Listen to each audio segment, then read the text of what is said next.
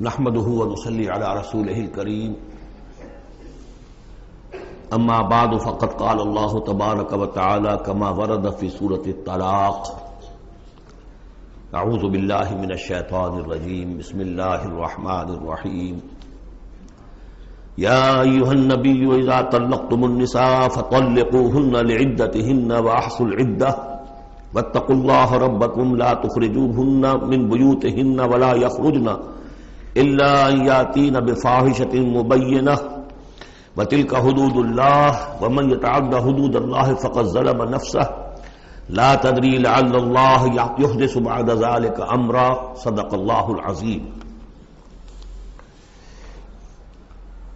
میں نے کسی موقع پر یہ عرض کیا تھا کہ قرآن مجید میں یہ مکی اور مدنی صورتوں کا جو مزاج ہے، اس میں جو ایک فرق ہے، اس کی تاثیرات میں جو فرق ہے، واقعہ یہ ہے کہ وہ اس دورہ قرآن ہی میں سمجھ میں آتی ہے، ورنہ آدمی جب پڑھتا ہے تھوڑا تھوڑا کرتا ہوا پڑھتا ہے تو وہ ساری چیزیں اس تیزی کے ساتھ، اس سیکوینس کے ساتھ سامنے نہیں آتی۔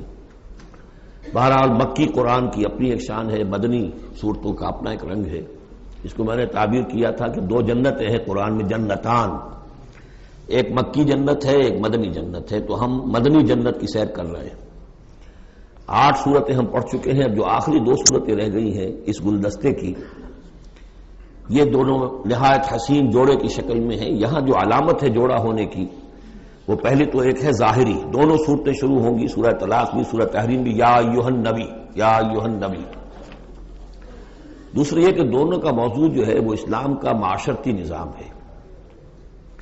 اسلام کا معاشرتی نظام اور خاص طور پر آئلی نظام، آپ کو معلوم ہے اس کی اتنی اہمیت ہے کہ سورہ بقرہ سے بات شروع ہوئی، 4 رکوع وہاں پر مفصل انہی موضوعات پر آئے، پھر سورہ نساء میں مفصل بحثیں آئیں، پھر یہ کہ سورہ نور میں، سورہ احزاب میں، پھر مجادلہ میں ہم نے دیکھا کہ ایک مسئلہ آ گیا زہار کا، اور اب یہاں پر 2 صورتیں مکمل آ رہی ہیں اس 10 صورتوں کے مجموعے میں بھی۔ تو اس سے اندازہ ہونا چاہیے کہ اس آئلی قوانین کا اور معاشرتی جو ویلیوز ہیں اسلام کی، ان کی کتنی اہمیت ہے اللہ تعالیٰ کے نزدیک۔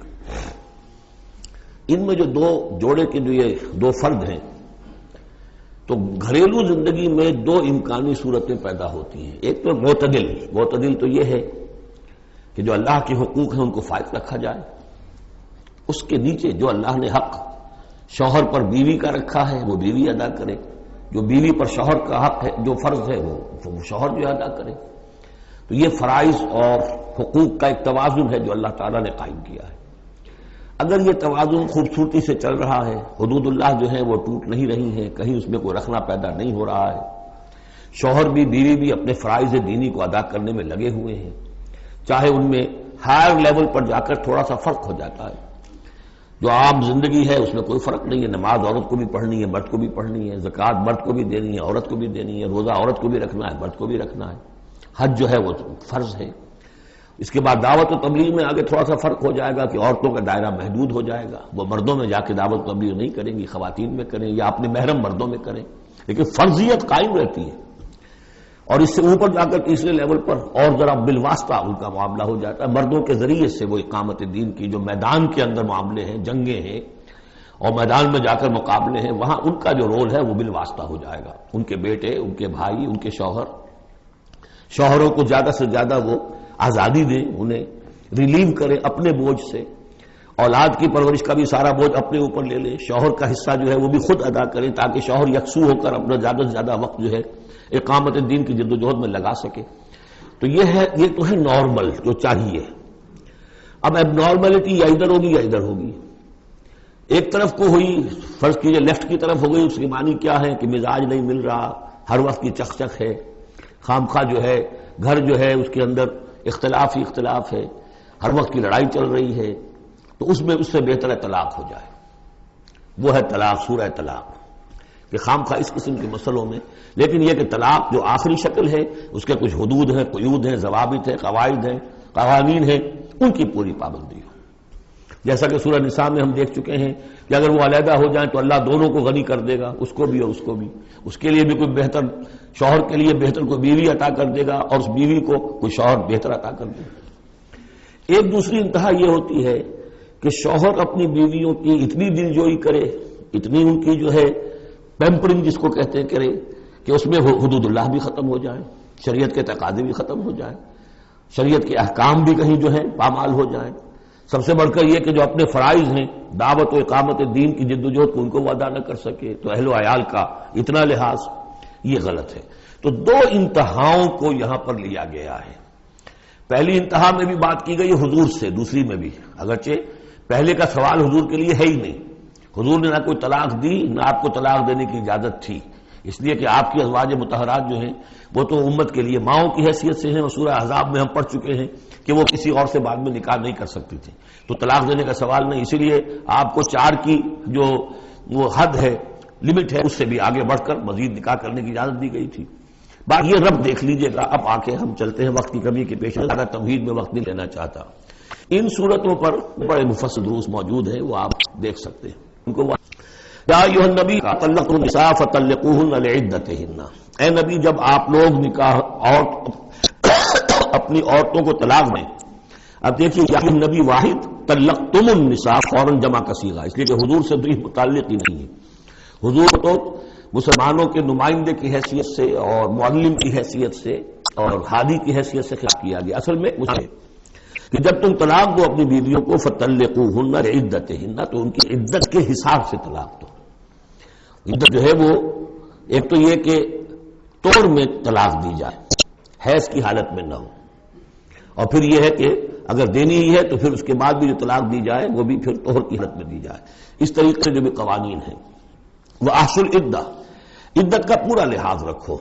وہ عدت اس طریقے سے بھی ہے کہ مطلقہ جو ہے جو عدت اس کی ہوگی اس کے اندر وہ کوئی اور شادی نہیں کر سکتی، البتہ عدت پوری کرنے کے بعد وہ آزاد ہوگی۔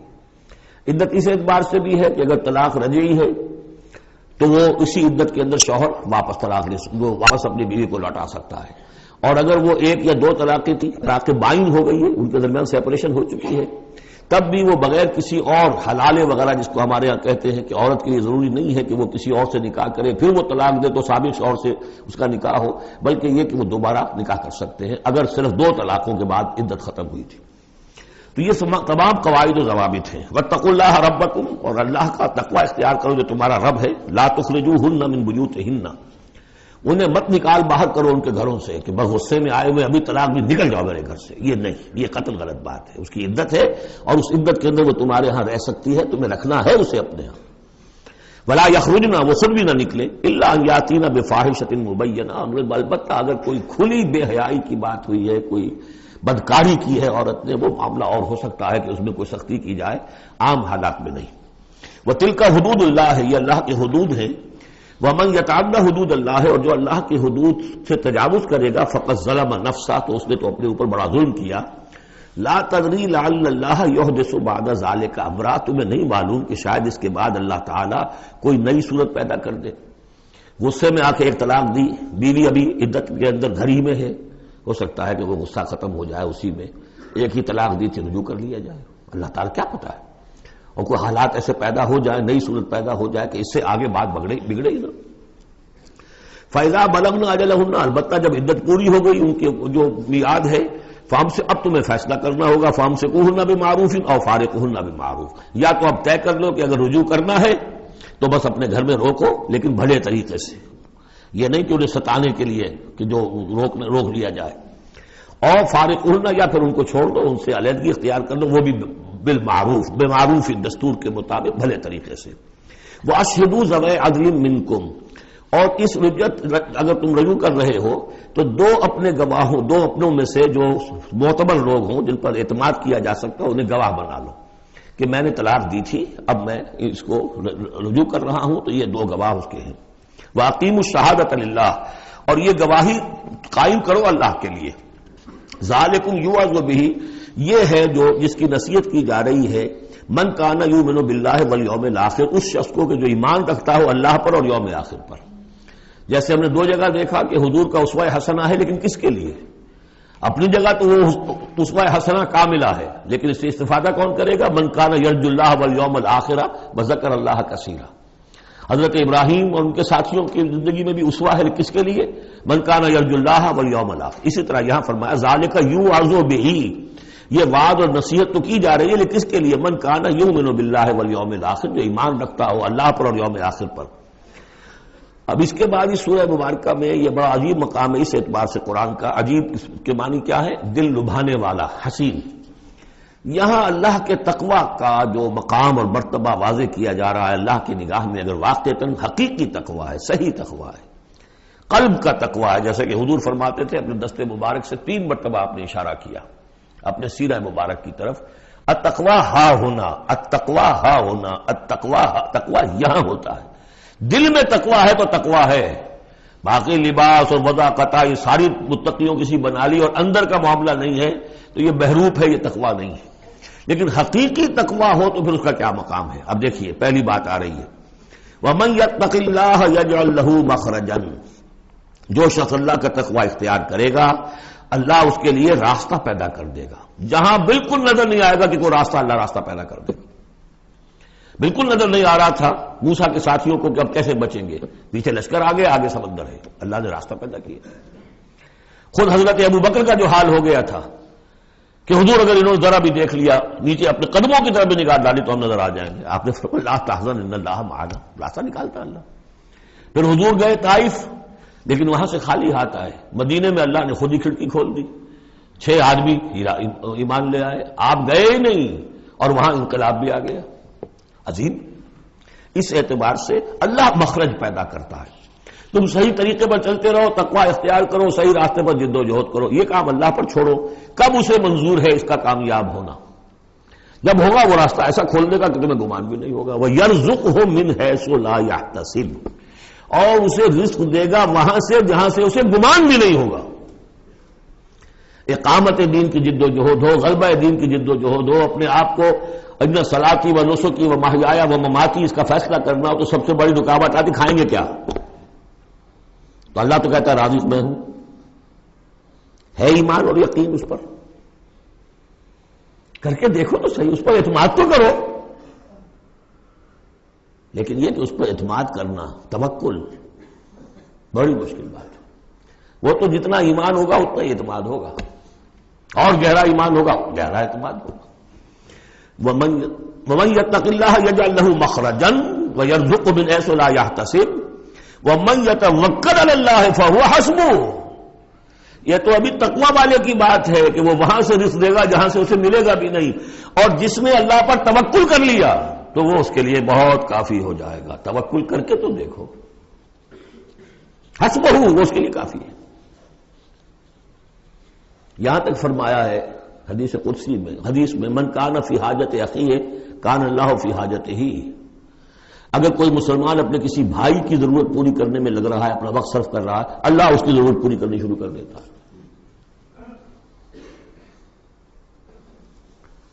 فکر ماں در کار ماں آزار ماں، کار ساز ماں بے فکر کار ماں، یہ فارسی شاعری کے اندر یہ دینی حقائق ہیں۔ کار ساز ماں بے فکر کار ماں، میرا کارساز میرے کاموں کی فکر کر رہا ہے، میں نے اپنے آپ کو اس کے کام کے لیے لگا دیا۔ وہ دنیا میں بھی ذرا سا بھی کوئی شریف انسان ہوگا، آپ اس کے ہو جائیں وہ آپ کو چھوڑ دے گا پھر کہیں؟ شرافت ہو، مروت ہو اس میں، آپ اللہ کے بن کر تو دیکھیے، پھر وہ کارساز ہے۔ کارساز ماں بے فکر کار ماں، فکر ماں در کار ماں آزار ماں، جب میں اپنے معاملات کی فکر خود کرتا ہوں، کوئی نہ کوئی ٹھوکر کھاتا ہوں، کوئی نہ کوئی غلطی کرتا ہوں، آزار اپنے سر کے اوپر پیدا کر لیتا ہوں۔ اپنے آپ کو حوالے کرو، اس کا نام ہے تفویض الامر الی اللہ، افوض امری الی اللہ ان اللہ بصیر بالعباد۔ ان اللہ بالغ امرہ، اللہ تعالیٰ تو اپنا معاملہ تو پورا کر کے ہی رہتا ہے، وہ تو دین کو غالب کرنا ہے، کرنا ہی ہے، کون اس کے اندر نفع کما گیا کون محروم رہ گیا یہ ان کی قسمت ہے۔ ابو بکر اور عمر اور عثمان اور علی اور عبد الرحمن ابن عوف یہ اپنی بازی جیت گئے، ابو جہل ابو لہب محروم رہ گئے، یہ تو اب ان کا معاملہ ہے، اللہ تو اپنی بات پوری کرا دے گا۔ اور اس دنیا کے ختم ہونے سے پہلے پہلے پورے کل ارضی پر اللہ کا دین غالب ہوگا، یہ ہونا ہے۔ دیکھنا یہ ہے کہ تم اس بہتی گنگا میں کو ہاتھ دھونے کو تیار ہو یا نہیں، یا تم محرومین کی فہرست میں اپنے آپ کو لانا چاہتے ہو۔ بس اپنا تن من دھن لگا دو اس کے اندر، تمہاری ہڈیوں کا چورا ہو کر بھی اس نئی تعمیر کی بنیادوں میں اگر لگ جائے تو بہت بڑی کامیابی ہے۔ قد جعل اللہ لکل شیء قدرا، بہت عمدہ مقام ہے۔ اللہ نے ہر چیز کے لیے ایک اندازہ مقرر کیا ہوا ہے، کب اللہ کی مدد آئے گی یہ بھی اس نے طے کیا ہوتا ہے۔ You have to qualify, pre qualification conditions ہیں، تب مدد آئے گی، یوں نہیں آتی مدد۔ اپنا سب کچھ لگا دو پھر کہو کہ اللہ میری 15 برس کی کمائی کل میدان میں میں نے وجود ڈالی ہوئی ہے، 15 برس کی کمائی، دن کی اور رات کی کوششیں ہیں میری، صبح اور شام کی کوششیں ہیں میری، 15 برس وہ میدان میں نے لا کے ڈال دی ہے۔ تب پکارو اللہ کو۔ اپنا مال بچا کے رکھنا ہے، اپنی مستقبل کو بھی بچانا ہے، اپنی اولاد کو بھی بچانا ہے، اور اللہ کا دین غالب ہو جائے۔ کہیں نام لکھا کے کسی جماعت میں شامل ہو کر بڑا تیر مار دیا، گویا کہ اللہ تعالیٰ تو جانتا ہی نہیں کتنی کنٹریبیوشن ہے، کتنا ایثار ہے، کتنی قربانی ہے، کتنا وقت ہے، کتنی محنت ہے، اللہ جانتا ہے۔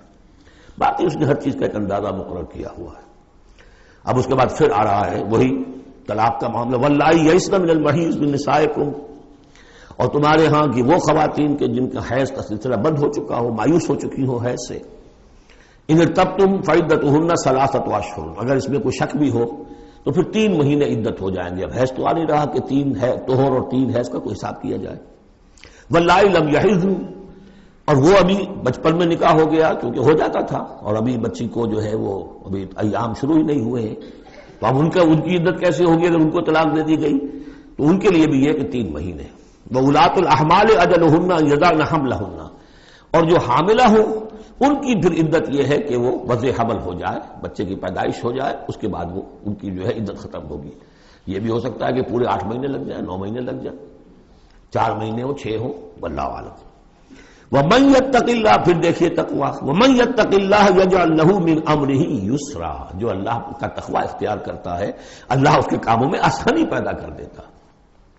فَسَنُيَسِّرُهُ لِلْيُسْرَىٰ، ذالک امر اللہ انزلہ الیکم، یہ اللہ کا حکم ہے جو اس نے نازل کر دیا ہے تمہاری طرف، اللہ یہ ذمہ داری لے رہا ہے اپنے اوپر۔ ومن یتق اللہ یکفر عنہ سیئاته، اور جو اللہ کا تقوی اختیار کرے گا اللہ تعالیٰ اس کی برائیوں کو، اب یہ آخرت کا معاملہ ہو رہا ہے، اس کی برائیوں کو، اس کے گناہوں کو اس کے نامہ اعمال سے دھو دے گا۔ ویعظم لہ اجرا، اور اس کے لیے بہت بڑا اجر اور ثواب ہے جو عطا کرے گا۔ اسکنوہن من حیث سکنتم من وجدکم، اب کسی عورت کو طلاق دی ہے، ایک طلاق دی ہے، عدت میں رکھنا ہے گھر میں، وہ پہلے آ چکا ہے، لیکن گھر میں ایسا نہ ہو کہ کہیں کسی ملازمہ کی کوٹڑی میں ڈال دو اس کو۔ اسکنوہن من حیث سکنتم، وہیں رکھو جہاں تم رہتے ہو، من وجدکم، جو بھی تمہاری جو مقدور ہے اس کے مطابق، اسی سٹیٹس کے ساتھ۔ ولا تضاروہن لتضیقوا علیہن، اور انہیں کوئی تکلیف نہ پہنچاؤ کہ ان پر تنگی کر دو کہ وہ خود ہی جلدی سے روانہ ہو جائیں، گھر چھوڑ کے نکلنے پہ مجبور ہو جائیں۔ وَإِن كُنَّ أُولَاتِ حَمْلٍ، اور اگر وہ حاملہ ہوں، فَأَنفِقُوا عَلَيْهِنَّ، تو اب ان کے اوپر خرچ کرو، ان کا نان نفقہ وہ تمہارے ذمے ہے۔ حَتَّى يَضَعْنَ حَمْلَهُنَّ، یہاں تک کہ پھر وہ واضح حمل سے فارغ ہو جائیں۔ فَإِنْ أَرْضَعْنَ لَكُمْ، پھر اگر وہ تمہارے لیے، تمہارے بچہ تو تمہارا ہے، اس کو اگر دودھ پلاتی ہیں، فَآتُوهُنَّ أُجُورَهُنَّ، تو انہیں ان کا اجر اور ان کا بدلہ عطا کرو۔ وَاعْتَمِرُوا بَيْنَكُم بِمَعْرُوف، اور آپس میں مشورہ کر لیا کرو بڑے بھلے طریقے سے۔ اگر طلاق بھی ہو گئی کوئی بات نہیں، انسان تو ہے نا، انسانی سطح پر، اب شوہر بیوی نہیں رہے لیکن انسان تو ہے، انسانی سطح کے اوپر بات کر لی جائے۔ وَاعْتَمِرُوا بَيْنَكُم بِمَعْرُوفٍ وَإِن تَعَاصَرْتُمْ، اور اگر کہیں ایسی زدم زدہ ہو جائے کہ بیوی کہ میں تو دودھ نہیں پلاتی یا کوئی اور مسئلہ ہو، فَسَتُرْضِعُ لَهُ أُخْرَىٰ، تو پھر کوئی اور عورت جو ہے اس کو دودھ پلائے۔ لِيُنْفِقْ ذُو سَعَةٍ مِّن سَعَتِهِ، اب اس تمام معاملے میں جو بھی شوہر ہے وہ خرچ کرے، جو وسعت والا ہے وہ اپنی وسعت کے مطابق خرچ کرے، جو اس کا بھی سطح اللہ نے اسے دی ہے اس کے مطابق۔ وَمَنْ قُدِرَ عَلَيْهِ، اور جس کے اوپر اللہ تعالیٰ نے رزق کی کوئی تنگی رکھی ہے، ناپ تول کر دے رہا ہے، کوئی فراوانی نہیں ہے، تو فَلْيُنْفِقْ مِمَّا آتَاهُ اللَّهُ، تو وہ خرچ کرے اس میں سے جو اللہ نے اس کو دیا ہے۔ لَا يُكَلِّفُ اللَّهُ نَفْسًا إِلَّا مَا آتَاهَا، اللہ تعالیٰ کسی جان کو ذمہ دار نہیں بنائے گا مگر اسی حد تک جو کچھ کہ اس نے اسے دے رکھا ہے۔ کشادگی دی ہے تو اپنی اس بیوی جو ہے مطلقہ اس کے اوپر تم رکھو، کشادگی رکھو، تنگی ہے تو ٹھیک ہے اس حساب سے دو، اللہ تو جانتا ہے۔ سیجعل اللہ بعد عسر یسرا، یقینا اللہ تعالیٰ جو ہے اس کے لیے سختی کے بعد آسانی بھی پیدا کر دے گا۔ وَكَأَيٍّ مِّن قَرْيَةٍ أَتَتْ عَنْ أَمْرِ رَبِّهَا، اور کتنی ہی بستیاں ایسی ہیں جنہوں نے اپنے رب کے حکم سے سرکشی کی، وَرُسُلِهِ، اور اپنے رسولوں سے سرتابی کی، ان کا کفر کیا، فَحَاسَبْنَاهَا حِسَابًا شَدِيدًا وَعَذَّبْنَاهَا عَذَابًا نُكْرًا، تو ہم نے پھر ان سے محاسبہ کیا، ان کا بہت شدید محاسبہ، اور ہم نے ان پر آفت ڈالی اور عذاب بھیجا ان پر بہت بڑا عذاب۔ فذاقت وبال امرها، پھر ان بستیوں نے اپنے معاملے کی پوری سزا جو ہے بھگت لی۔ وکان عاقبت امرها خسرا، اور یقیناً جو ابھی عاقبت والا معاملہ آنے والا ہے، ان کے معاملے کا جو ابھی عاقبت ہے وہ تو پھر بڑے ہی ٹوٹے والا معاملہ ہے۔ اعد اللہ لهم عذابا شدیدا، اللہ تعالیٰ نے ان کے لیے بڑے شدید عذاب کو تیار کیا ہوا۔ فاتقوا اللہ یا اولی الالباب، تو اے ہوش مندو اللہ کا تقوی اختیار کرو، وہی تقوی جس کے اوپر 4 مختلف طور سے بات ہو چکی ہے۔ الذین آمنوا، اے وہ ہوش مندو جو ایمان بھی لے آئے ہو، اللہ کا تقوی اختیار کرو۔ قد انزل اللہ الیکم ذکرا، اللہ نے تمہاری طرف ذکر نازل کر دیا ہے۔ یہ آیت بڑی اہم ہے، ذکر کی آگے وضاحت آ رہی۔ ذکر سے مراد کیا ہے؟ رسولا یتلو علیکم آیات اللہ مبینات لیخرج الذین آمنوا وعملوا الصالحات من الظلمات الی النور، رسول کہ جو پڑھ رہا ہے آیات اللہ کی تم پر، تمہیں سنا رہا ہے، اور وہ آیات بینات ہیں تاکہ نکالے وہ تمہیں، ان لوگوں کو جو ایمان لائے اور جنہوں نے نیک عمل کیے، اندھیروں سے نور کی طرف۔ تو ذکرہ، قد انزلنا الیکم ذکرہ، اور ذکرہ کی وضاحت رسولا یتلو علیکم آیات اللہ مبینات، یہی بات پھر آگے جا کے سورہ بینہ میں آئے گی، ابھی صرف نوٹ کر لیجئے، پھر جا کر بات پوری واضح وہاں ہوگی۔ وَمَن يُؤْمِن بِاللَّهِ وَيَعْمَلْ صَالِحًا يُدْخِلْهُ جَنَّاتٍ تَجْرِي مِن تَحْتِهَا الْأَنْهَارُ خَالِدِينَ فِيهَا أَبَدًا، اور جو کوئی اللہ پر ایمان رکھتا ہے اور نیک عمل کرتا ہے، اور نیک عمل سے مراد ایمان کے جملہ تقاضے ہیں۔ اب نیک عمل جب مکے میں جب تک تھے حضور، نیک عمل کیا تھا؟ ابھی شراب بھی حرام نہیں ہے، جوا بھی حرام نہیں ہے، سود بھی حرام نہیں ہے، پہلے 10 برس نماز پنجگانا بھی نہیں ہے۔ اس وقت نیک عمل کا کیا مطلب ہے؟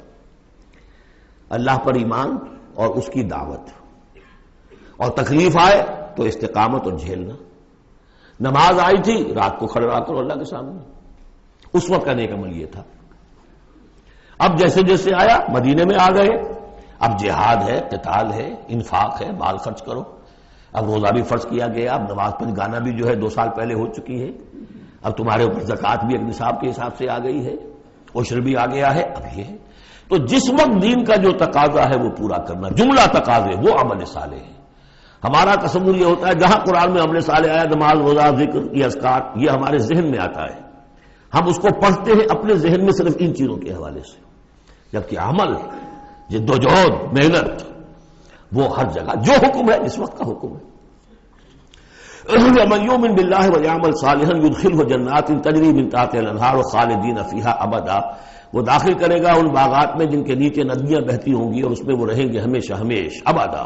قد احسن اللہ لہ رزقا، اللہ تعالیٰ نے اس کے لیے بڑا عمدہ رزق فراہم کیا ہے۔ اب ایک آیت آ رہی ہے جو آیات متشابہات میں سے ہے، تاحال اللہ الذی خلق 7 سماوات، جیسے تو یہ کہ 7 آسمانوں کا معاملہ بھی میں بار بار عرض کرتا رہا ہوں کہ ابھی آیات متشابہات میں شمار ہوگا۔ وَمِنَ الْأَرْضِ مِثْلَهُنَّ، اللہ تعالیٰ نے 7 آسمان بنائے ہیں اور زمین میں سے بھی اتنی ہی ویسی ہی، گویا کہ زمینیں بھی کوئی 7 زمینیں ہیں۔ اب اس پر یہ ہے کہ مختلف مفسرین نے اپنے اپنے اندازے، زمین کے 7 طبقات ہیں یا کچھ اور، لیکن بہرحال ابھی ہم نہیں سمجھ سکیں گے، کوئی 7 زمینیں بھی ہیں، کسی وقت آ کر یہ حقیقت منکشف ہو جائے گی۔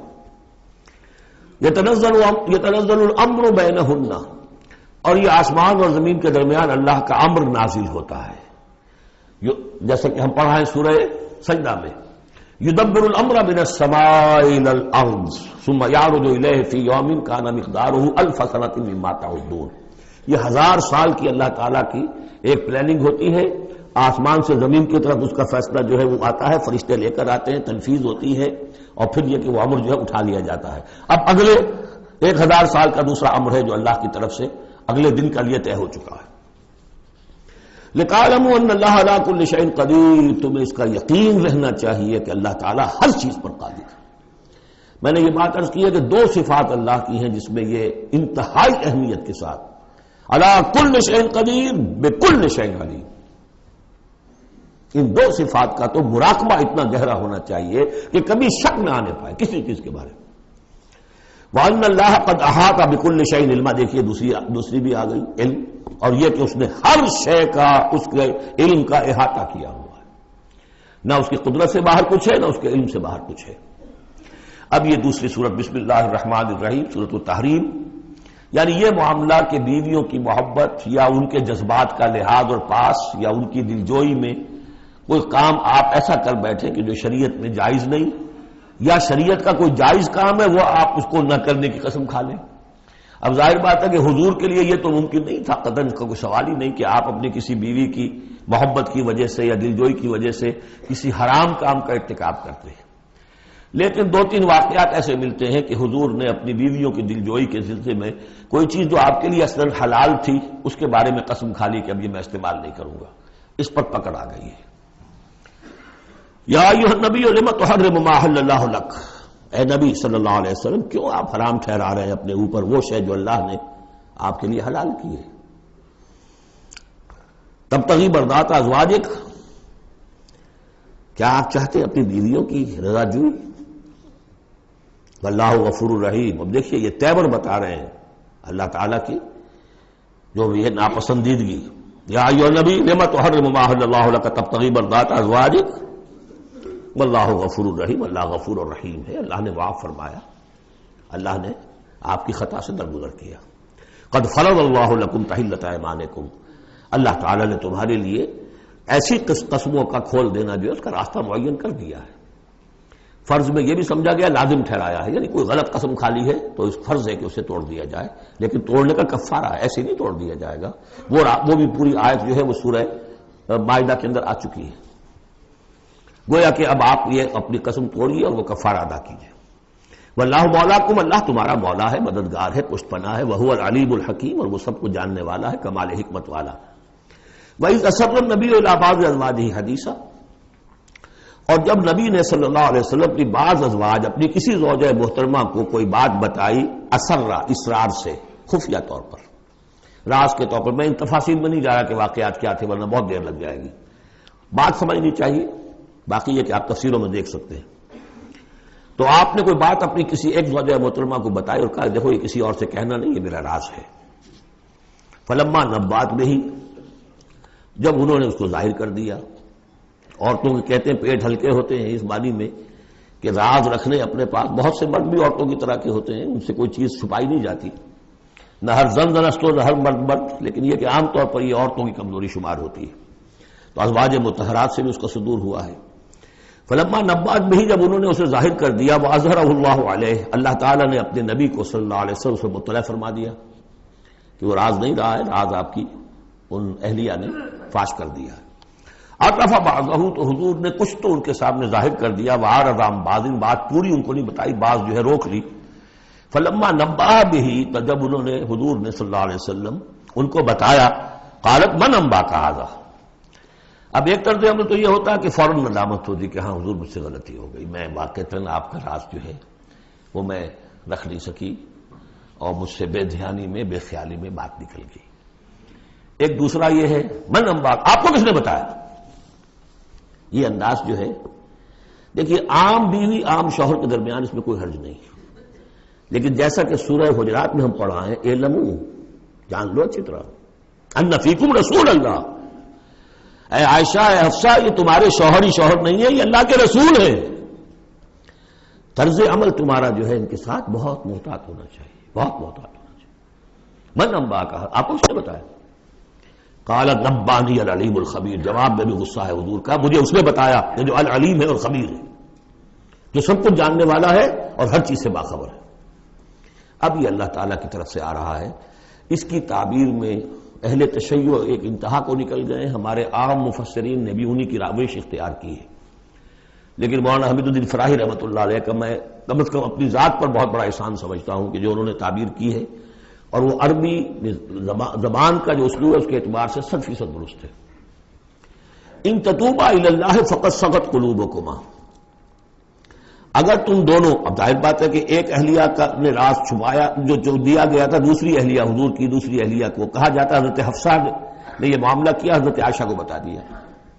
ان دونوں کے تعلقات بہت اونچے تھے، اس لیے کہ ظاہر بات ہے کہ حضور کے ہاں جو مقام اور مرتبہ تھا ابو بکر کا اور عمر کا رضی اللہ تعالی عنہما، اس کے حوالے سے ہی پھر ازواج مطہرات میں بھی خود بخود غیر شعوری طور پر یہ احساسات ہو جاتے ہیں۔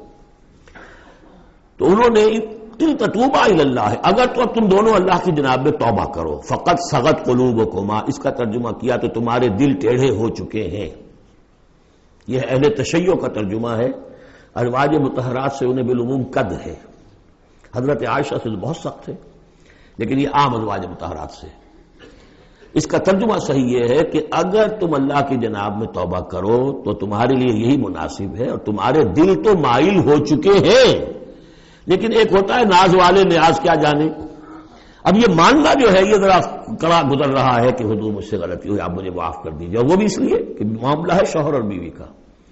جیسے ہم کہتے ہیں کہ میاں تمہارے دل میں تو بات اب آ چکی ہے، بس تم مان نہیں رہے ہو، دل میں تو تم نے بات سمجھ لی ہے، تم اگر ایسا کرو تو یقیناً تمہارے لائق ہے، یہ انداز ہے یہ، اور یہ بہت سی مثالیں دے کر انہوں نے واضح کیا، اور میں اسے بہت بڑا احسان مانتا ہوں۔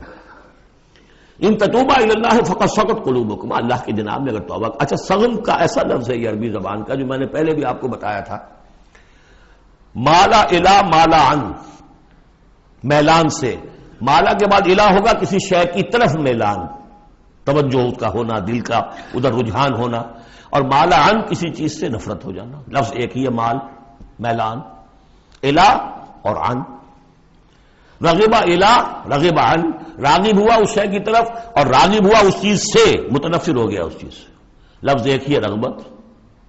اس طرح سنگ کا لفظ ہے، تو سنگ جو ہے دونوں طرف جاتا ہے، تمہارا دل تو مائل ہو ہی گیا ہے۔ کس طرح مائل ہو گیا ہے؟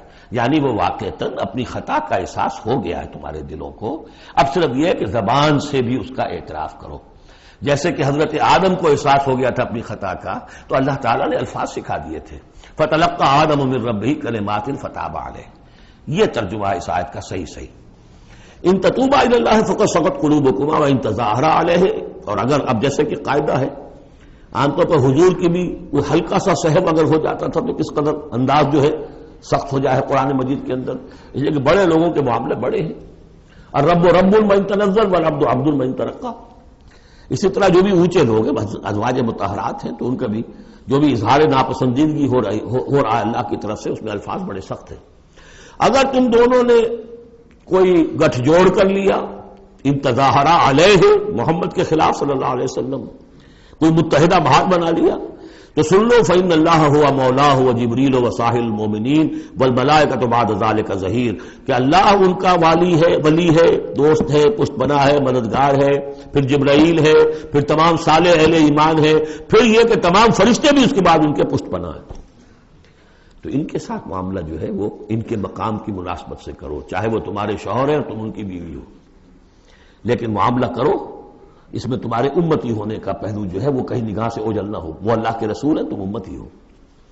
عسیٰ ربہ، ابھی اور سختی آ رہی ہے، امید ہے کہ ان کا رب ان طلقکن، اگر تم سب کو طلاق دے دے، ان یبدلہ ازواجا خیرا منکن، کہ بدل دے تم سے کہیں بہتر بیویاں ان کو عطا کر دے، مسلمات مومنات قانتات تائبات عابدات سائحات سیبات وابکارا، یہ سارے اوصاف ان میں واو ہے ہی نہیں، بیک وقت یہ سارے اوصاف ہوں، مسلم بھی ہوں، مومن بھی ہوں، فرما بردار بھی ہوں، توبہ کرنے والیاں، عابدات عبادت گزار، سائحات دنیا کی لذات سے کنارہ کش، سیبات بھی ہو سکتی ہیں، حضور کے نکاح میں تو اکثر سیبہ ہی آئی ہیں، سیبہ وہ ہے جن کی پہلے کوئی شادی ہوئی ہو، طلاق ہو گئی ہو، یا یہ کہ بیوہ ہو گئی ہو، اکثر و بیشتر جو آپ کے نکاح ہیں وہ سیبات سے ہیں، وہ ابکارا اور کنواری بھی۔ تو ایک غالباً جہاں تک مجھے میرا ذہن ہے صرف ایک حضرت عائشہ صدیقہ ہے رضی اللہ تعالی عنہا کہ جو کنواری حیثیت سے آئی ہیں حضور کے نکاح میں، باقی سب کی سب سیبہ تھیں۔ یہ تو ہو گیا ایک خاص معاملہ عائلی زندگی سے متعلق۔ حاصل کیا ہوا کہ وہ معتدل معاملہ رکھو، حقوق الزوجین اپنی جگہ ہیں، فرائض الزوجین اپنی جگہ ہیں، اللہ کے حقوق اس سے بالا ہیں، ان کو اوپر قائم رکھو، اور اس کے تحت جو ہے جو بھی اللہ نے حقوق معین کر دیے، فرائض معین کر دیے، ان کو ادا کرو۔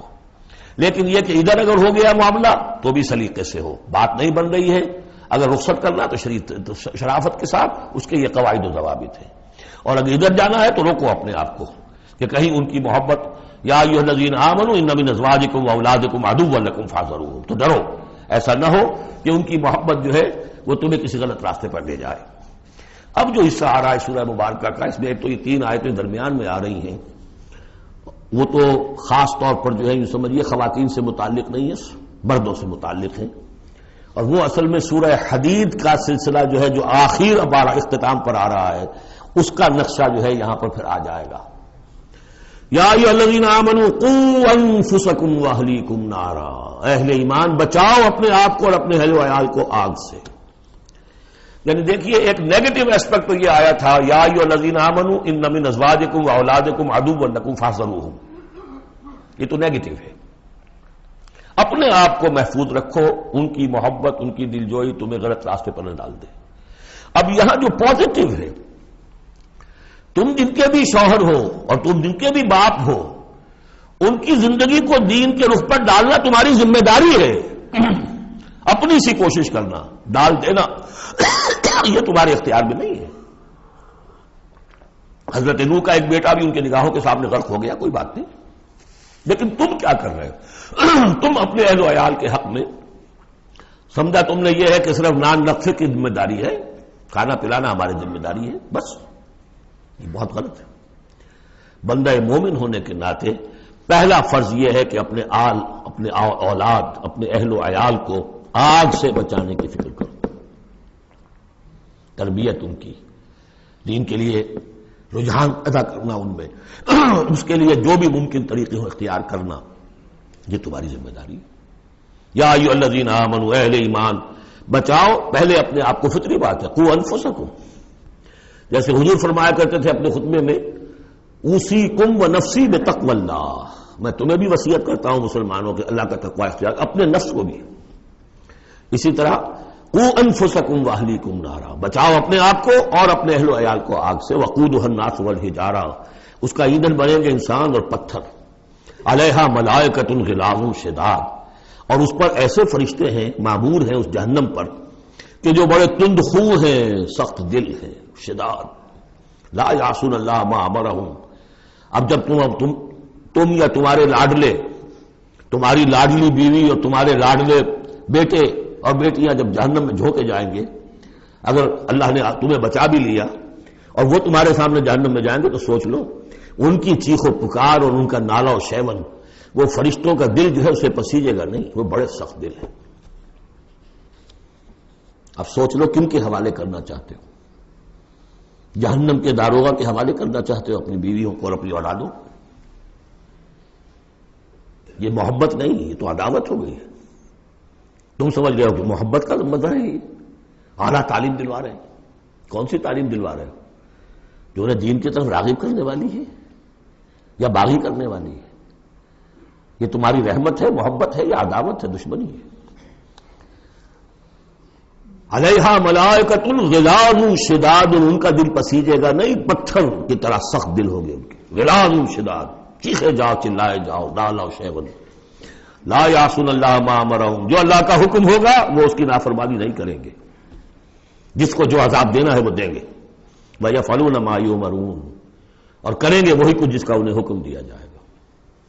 یا ایھا الذین کفروا لا تعتذروا اليوم، اور کہا جائے گا اے کافرو اب آج تم کوئی بہانہ نہ بناؤ، انما تجزون ما کنتم تعملون، تمہیں وہی کچھ بدلے میں دیا جا رہا ہے جو تم عمل کر کے لائے۔ اس کے بعد ایک عظیم آیت آ رہی ہے اس سورہ مبارکہ، بلکہ اس پورے گروپ کے حوالے سے، جو میں نے عرض کیا تھا پل صراط کا ایک نقشہ آیا ہے وہاں، اس کی ایک جھلک یہاں بھی دکھائی گئی ہے، جو سورہ حدید میں تھا وہ یہاں ہے، یہاں اختصار کے ساتھ، یا ایھا الذین آمنوا توبوا الی اللہ توبۃ نصوحا، اہل ایمان توبہ کرو اللہ کی جناب میں بڑے خلوص کے ساتھ، اخلاص کے ساتھ۔ اس توبہ کو یہی نہ سمجھیے کہ خدا نہ خواستہ کوئی شراب پیتا ہے بس اس سے توبہ کر لی، ٹھیک ہے یہ بھی توبہ ہے، کوئی رشوت لیتا ہے رشوت سے توبہ کر لی، یہ بھی توبہ۔ سب سے بڑی توبہ یہ تم جا کدھر رہے ہو، دنیا کی طرف یا آخرت کی طرف؟ کس کے نقش قدم کی پیروی کر رہے ہو، محمد کی صلی اللہ علیہ وسلم یا کسی اور کی؟ زندگی کا رخ کیا ہے؟ پلٹو۔ لوٹو اللہ کی طرف، آخرت کی طرف. جو آپ پڑھ چکے ہیں سورہ زاریات، ففروا الی اللہ، دوڑو اللہ کی طرف، لپکو اللہ کی طرف. کدھر جا رہے ہو؟ فأین تذهبون، کدھر جا رہے ہو؟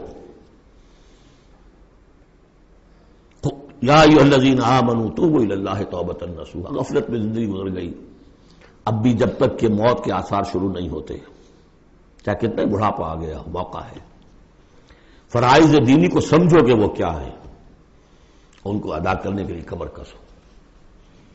فرائض دینی صرف نماز اور روزہ ہی نہیں ہے. فرائض دینی باطل کے غلبے کے تحت اگر تم زندگی گزار رہے ہو تو اس کے خلاف بغاوت، اس کے لیے جد و جہد. یہ نہیں کہ بس کھڑے ہو نعرہ مارو اور کوئی آپ کے اوپر گولیاں چلے. تیاری کرو اس کے لیے، جماعتی زندگی ہو، ان کی تربیت ہو. 12 برس تک مکے میں جو کرتے رہے محمد رسول اللہ صلی اللہ علیہ وسلم، اس کا کوئی عکس ہو. وہ کیفیت تو پیدا نہیں ہو سکتی. یہ رتبہ بلند ملا جس کو مل گیا، کوئی عکس اس کا 1000 میں 1 درجے میں کچھ تو ہو. یہ پیدا کرو، تیاری کرو، سمجھو منہج انقلاب نبوی کیا تھا. اس پر میری ایک کتاب موجود ہے، شاید آؤٹ آف پرنٹ ہے آج کل، منہج انقلاب نبوی. باقی کیسے تقریریں کہ تو بے شمار ہیں. توبوا الی اللہ توبۃ نصوحا، خالص توبہ، پاک توبہ. یہ نہ ہو کہ دل میں کہیں چور رکھا ہوا ہے کہ پھر کرنا تو ہے وہی کام، توبہ کی تسبیح کر لو. وہ توبہ نہیں ہے. اگر تم خالص توبہ کرو گے، عسیٰ ربکم ان یکفر عنکم سیئاتکم، امید ہے تمہارا رب تم سے تمہاری برائیوں کو دور کر دے گا، نامہ اعمال کے دھبے بھی دھو دے گا. التائب من الذنب کمن لا ذنب لہ، جو حقیقت میں توبہ کر لے گناہ سے، وہ ایسے جیسے اس نے گناہ کبھی کیا ہی نہیں. اور یہ کہ آئندہ بھی تمہارے دامن کردار پر جو داغ ہیں وہ بھی دھو دے گا. وَيُدْخِلْكُمْ جَنَّاتٍ تَجْرِی مِن تحتہا الانہار، داخل کرے گا تمہیں ان باغات میں جن کے دامن میں ندیاں بہتی ہوں گی.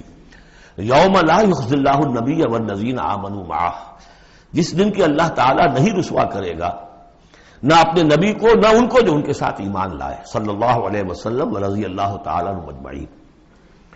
نورہم یسعی بین ایدیہم، ان کا نور دوڑتا ہوگا ان کے سامنے، وبایمانہم، اور ان کے داہنی طرف. وہی الفاظ ہے جو سورہ حدید میں آئے. دل میں ایمان تھا تو نور ایمان سامنے کی طرف اس کا ٹارچ کی روشنی پڑے گی، اور اعمال صالحہ کا نور داہنی طرف ہوگا. داہنا ہاتھ اعمال صالحہ کا قاسم ہے. یقولون ربنا اتمم لنا نورنا، اور وہ کہتے ہوں گے کہ اے رب ہمارے نور کو کامل فرما دے.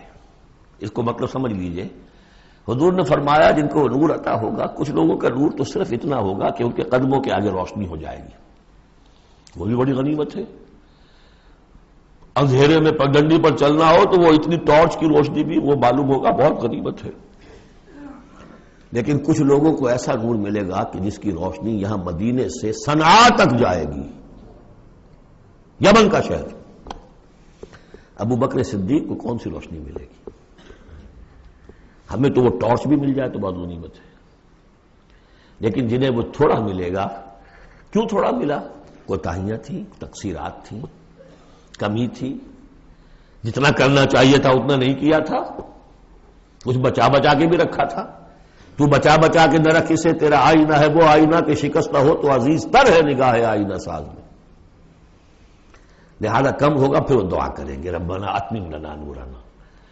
اپنے کرم سے، اپنے فضل سے، اپنی شان غفاری سے ہماری کوتاہیوں کو ڈھانپ لے اور ہمارے نور کو بھی کامل فرما دے. اتمم لنا نورنا واغفر لنا، ہمیں بخش دے. انک علی کل شیء قدیر، یقیناً اے اللہ تو ہر شے پر قادر ہے، تیرا ہاتھ کون روک سکتا ہے. یا ایھا النبی جاہد الکفار والمنافقین واغلظ علیہم ومأواہم جہنم وبئس المصیر. اے نبی صلی اللہ علیہ وسلم، جہاد کیجئے کافروں سے بھی اور منافقوں سے بھی. یہ آیت جوں کہ تو سورہ توبہ میں بھی آ چکی ہے. واغلظ علیہم، سختی کیجئے. آپ کی طبیعت میں نرمی ہے، اور اس نرمی کا ناجائز فائدہ اٹھاتے ہیں منافقین، کیونکہ قانونی ان کو پروٹیکشن حاصل ہے، مسلمان تو ہے وہ. تو آپ ان کے ساتھ بھی وہ معاملہ کرتے ہیں کہ جو اہل ایمان کے ساتھ کرتے ہیں. چنانچہ وہ کہتے ہیں ہوا اذن، یہ تو کان ہی کان ہے نرے، بس کان ہی کان ہے، سن لیتے ہیں، سمجھتے تو ہے ہی نہیں، دماغ میں بھیجا نہیں ان کے. یہ بھی کہتے تھے وہ. لیکن آپ سختی کیجئے. یا ایھا النبی جاہد الکفار والمنافقین واغلظ علیہم ومأواہم جہنم، ان کا ٹھکانہ جہنم ہے. وبئس المصیر، اور بہت ہی برا ٹھکانہ ہے.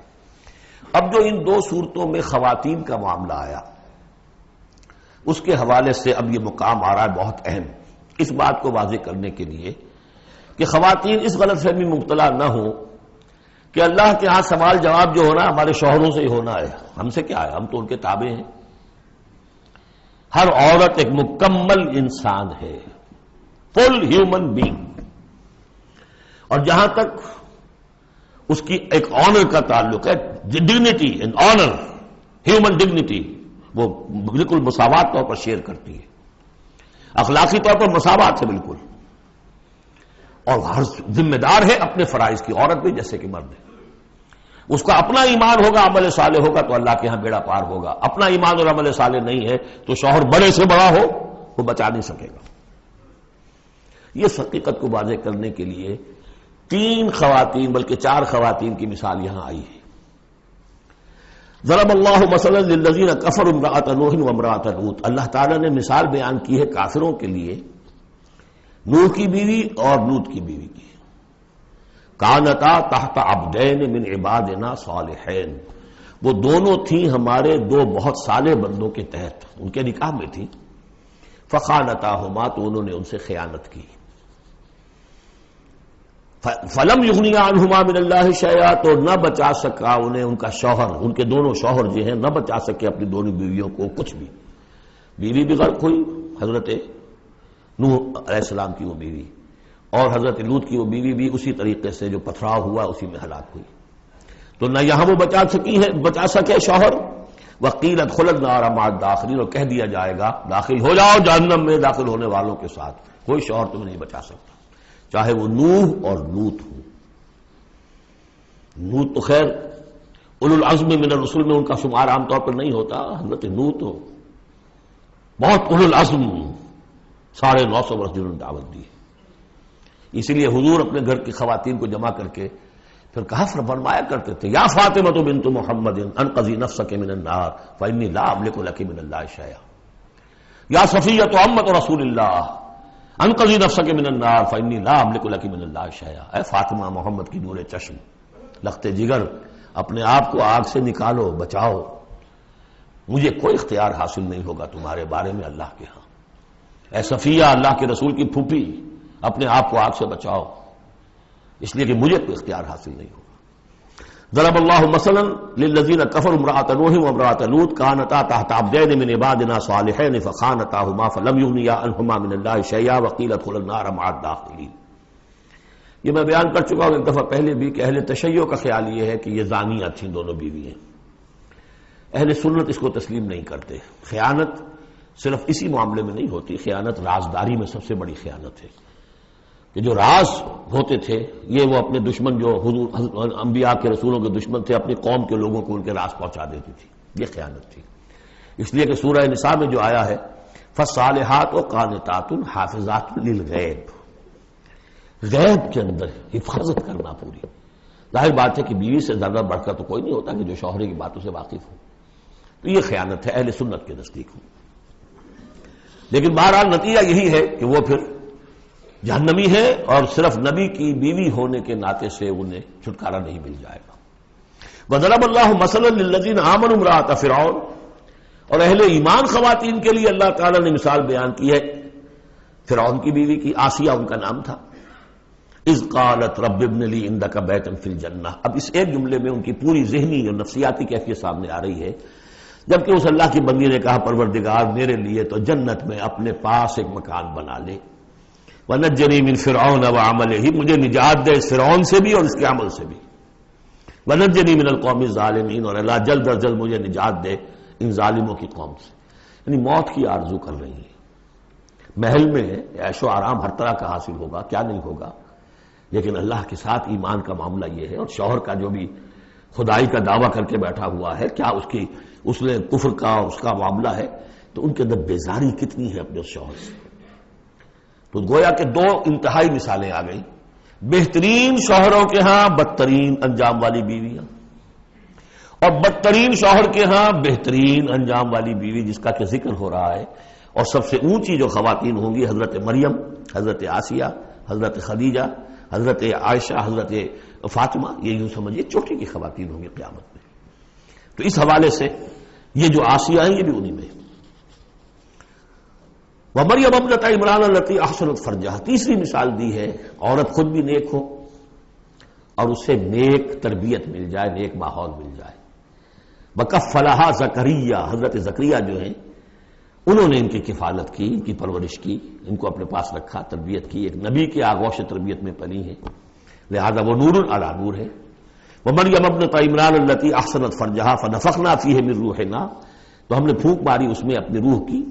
وصدقت بکلمات ربہا، اور اس نے تصدیق کی اپنے رب کی تمام باتوں کی جو بھی وحی کے ذریعے سے فرشتے بتاتے رہے کہ اے مریم تجھے اللہ نے چن لیا ہے، اور اے مریم تمہارے لیے اللہ کا فیصلہ یہ ہے کہ تیرے ہاں بیٹا ہوگا. یہ ساری باتیں انہوں نے مانی، تسلیم کی. صدقت بکلمات ربہا وکتبہ، اور جو اس کی کتابیں تھیں، ظاہر بات ہے کہ تورات ان کے پاس موجود تھی، زبور ان کے پاس موجود تھی، انبیاء کے اور صحیفے ان کے پاس موجود تھے. یہ تو صرف 1900 سال پر پہلے کی بات ہے جو ہم کر رہے ہیں اس وقت. All the prophets of the Old Testament, ان کے تمام صحیفے، پوری اولڈ ٹیسٹمنٹ موجود تھی. وکتبہ، اور اس کی تمام کتابوں کی انہوں نے تصدیق کی. وکانت من القانتین، اور وہ تو بہت ہی فرما بردار بندیوں میں سے تھیں. تو تین چیزیں تو آ گئی، چوتھی کسر رہ گئی کہ نہیں رہ گئی؟ آپ نے کچھ سوچا یا نہیں؟ بہترین شوہر کے ہاں بدترین بیوی، بدترین شوہر کے ہاں بہترین اور خاتون. ایک خاتون نور علی نور، خود بھی نیک، ماحول بھی نیک. چوتھی کون سی بات رہ گئی؟ خود بھی بدتینت اور شوہر اس سے بڑھ کر، بلکہ یہ کہنا مشکل ہو جائے کہ شوہر زیادہ بدتینت ہے یا وہ خود زیادہ بدتینت ہے. اس کی مثال معلوم ہے کہاں ہے؟ تبت یدا ابی لہب وتب ما اغنی عنہ مالہ وما کسب سیصلی نارا ذات لہب وامرأتہ حمالۃ الحطب فی جیدہا حبل من مسد. یہ پھر جب وہاں پہنچیں گے پڑھیں گے. شوہر بھی بدتینت، بیوی بھی بدتینت. ظلمات بعضھا فوق بعض. اللہ کے فضل و کرم سے سورہ تحریم ختم ہوئی. اب ہم پھر آ رہے ہیں مکی جنت میں داخل ہو رہے ہیں. یہاں سے اب آخری گروپ شروع ہو رہا ہے. آخری منزل تو سورہ قاف سے شروع ہوئی تھی.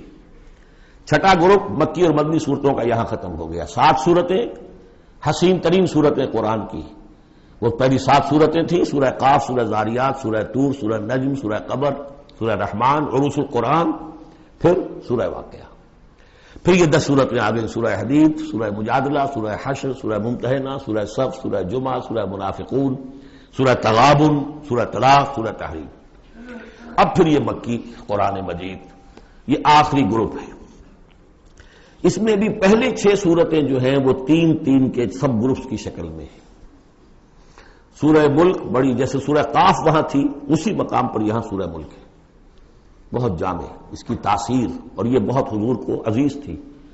آپ کی کے معمولات میں سے تھا، رات کو سوتے ہوئے آپ سورہ ملک پڑھا کرتے تھے اور اس کی آپ نے تلقین کی ہے. بسم اللہ الرحمن الرحیم. تبارک الذی بیدہ الملک وہو علی کل شیء قدیر. بڑی بابرکت ہے وہ ہستی جس کے ہاتھ میں ہے بادشاہی، راج اس کا ہے.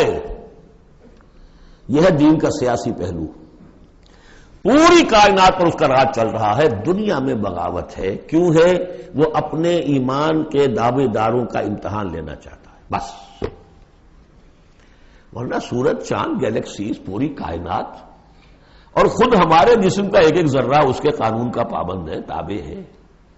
ہمارا جسم ہمارے اختیار میں کہاں ہے؟ میں تنگ آ جاتا ہوں، 2 دن ہوتے ہیں یہاں سے تو طبیعت خراب ہو جاتی ہے، جب تک کہ پھر وقت لگتا ہے کینچی لے کر بیٹھتا ہوں. اگر میں چاہوں کہ یہاں بال نہ آئے، میرا جسم ہے، میرا تو اختیار نہیں، وہ تو آئیں گے. تو ہمارا جسم بھی جہاں تک اس کی فزیولوجی کا تعلق ہے، اس کی اناٹومی کا تعلق ہے، یہ سارا اللہ کے قانون کے تابع، میرے تابع تو نہیں. میں چاہوں میرا دل ذرا رک جائے، جب چاہوں میں اس کو سٹارٹ کر دوں تو یہ تو نہیں ہوگا. جب بند ہوگا بند ہو جائے گا، میرے اختیار میں نہیں ہے.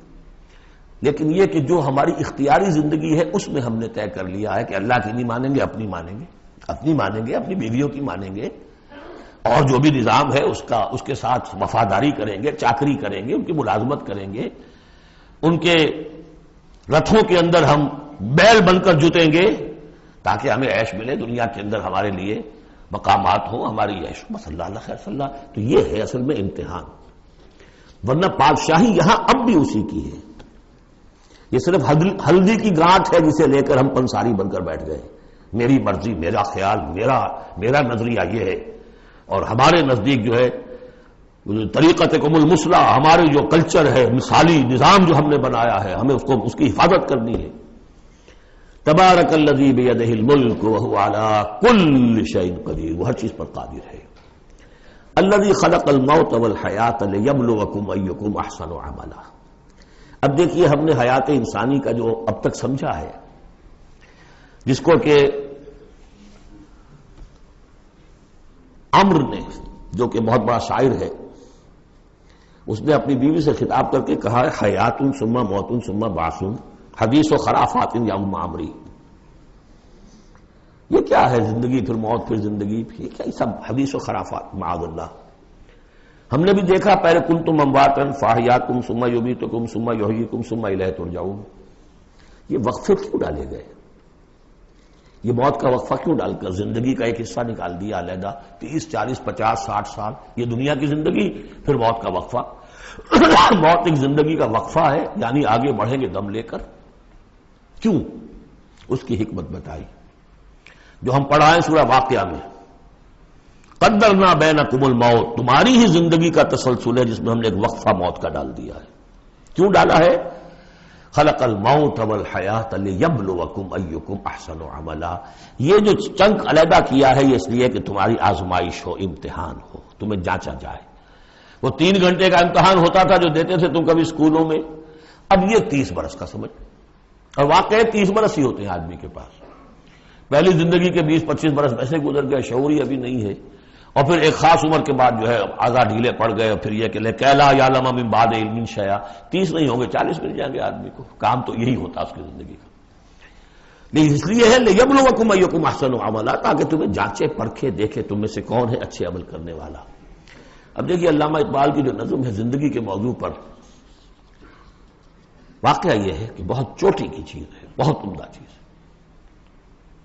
تو اسے پیمانہ امروز فردا سے نہ ناپ، جاویداں پہم دواں ہر دم جواں ہے زندگی.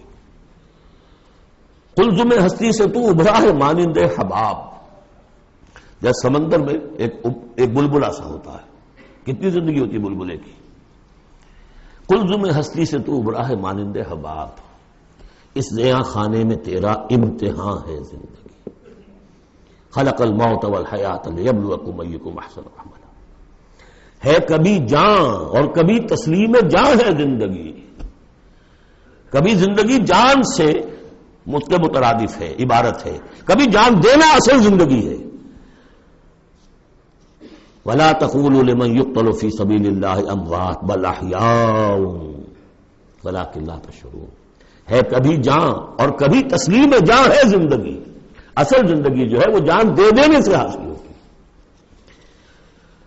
الذی خلق 7 سماوات طباقا، وہ اللہ جس نے بنائے 7 آسمان ایک دوسرے کے اوپر. آیات متشابہات میں سے ہے. ما تری فی خلق الرحمن من تفاوت، تم نہیں دیکھ پاؤ گے اللہ کی تخلیق میں کہیں کوئی فرق. اتنا محکم نظام ہے، اتنا محکم نظام. کیا کسی سائنسدان نے آج تک یہ بھی کہا کہ تخلیق میں یہاں نقص ہے؟ کسی نے کہا؟ زوالوجی کی فیلڈ میں یا باٹنی کی فیلڈ میں یا کسی اور فیلڈ میں، جیولوجی کی فیلڈ میں، اسٹرانومی کی، کسی نے کہا ہے؟ ما تری فی خلق الرحمن من تفاوت فارجع البصر هل تری من فطور. پھر ذرا دوبارہ لوٹا لو اپنی نگاہ، دیکھ لو، ہر میدان میں دیکھ لو، کہیں تمہیں کوئی رکھنا نظر آتا ہے؟ اگر یہ تخلیق کامل ہے تو کامل حقیقت میں کون ہے؟ اس کا خالق، اس کا باری، اس کا مصور. بس یہ نظر نہیں آتا. سائنسدان سب کچھ دیکھ رہے ہیں. ڈھونڈنے والا ستاروں کی گزرگاہوں کا اپنے افکار کی دنیا میں سفر کر نہ سکا. بڑے بڑے صاحب بصیرت اور بڑے بڑے عقل مند اپنی ناک پتلے کے پتھر سے ٹھوکر کھاتے ہیں. دیکھ رہے ہیں ٹیلیسکوپ سے ٹھوکر کھا رہے ہیں وہاں جو سامنے پتھر پڑا ہوا ہے اسے. یہ ہو رہا ہے آج ہمارے ساتھ. فرض سپر جیل کا بسرا کر رہتے ہیں. پھر لوٹاؤ ذرا اپنی نگاہ کو 2 مرتبہ اور. ینقلب الیک البصر خاسئا وہو حسیر. تمہاری نگاہ تھک ہار کر لوٹ آئے گی.